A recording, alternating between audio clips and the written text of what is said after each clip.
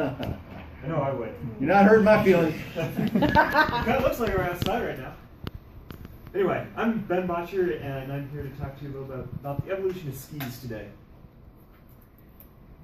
And so I'm going to briefly inform you about kind of the ancient history behind skis, where they came from, and kind of where they are now today. So basically, from the guys you see in this picture to these skis here. And why? I figured you guys live in Bozeman. It's a great place to enjoy the outdoors. And I know, obviously, a few people here like to ski. I figured maybe someday some of you might want to actually build your own skis. So, to do this, I did a lot of research. There was a great article in National Geographic about the first skis. And I was going to bring that in, but it got lost somewhere in the depths of my room. So I just pretended that's a magazine right there.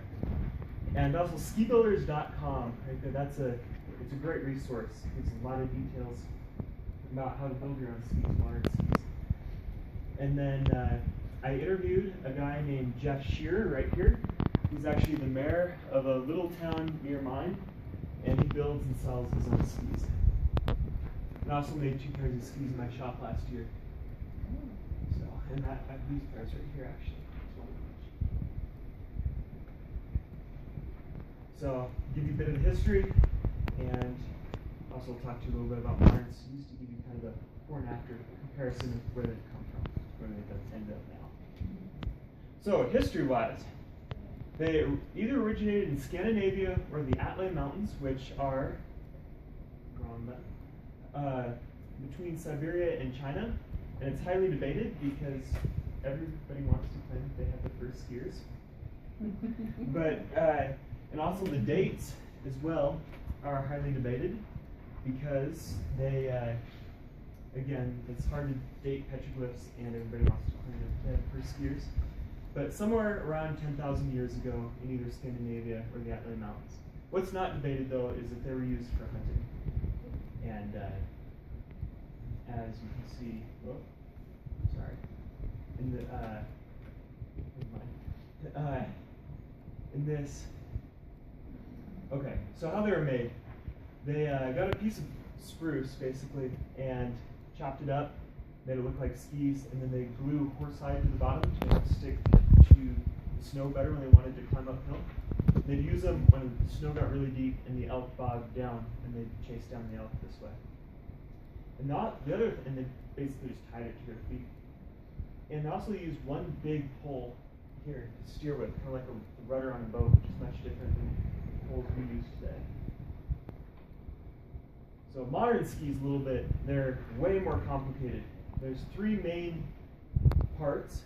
There's the top sheet, the core, and the base, all of which are put together with a layer of fiberglass and resin in between and put in a big press. And this is a picture of the press I used. The resin is really goopy, nasty stuff, but here's some of the fiberglass. And real quick, just to show you here how it works. The top sheet goes in on top of the core and on top of the base into a mold, and it's squished down with a ton of pressure, and it forms it into the shape of the ski you want. I'm going to go into a little more detail of each one of these parts here. So the top sheet, here's some examples, some extra scraps I had in the top sheet. You guys can pass that around if you want. That's kingwood and curly maple that I use on these. And anything really will work. It's just used to protect the ski and hide the fiberglass a little bit. And the base is, it slides on the snow, makes the ski slide on the snow a lot better.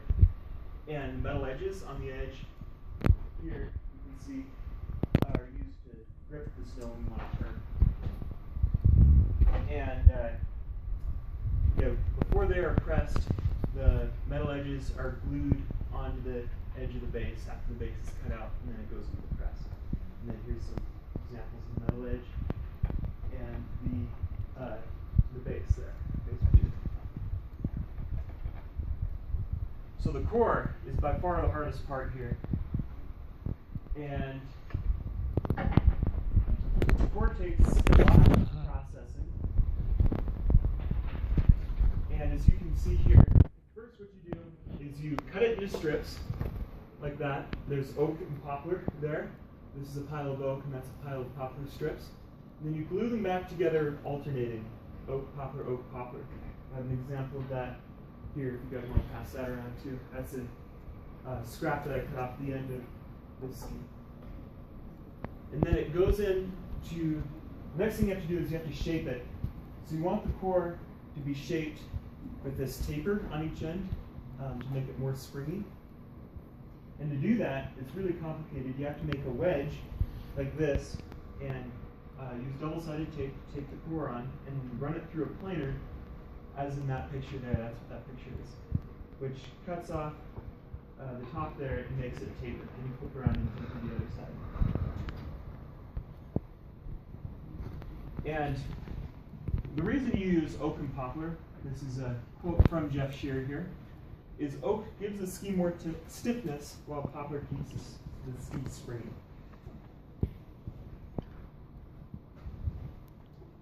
Here's why you do that. So again, hell yeah. I'm just here to give you an overview of how skis have evolved, where the ancient skis came from and where they are now.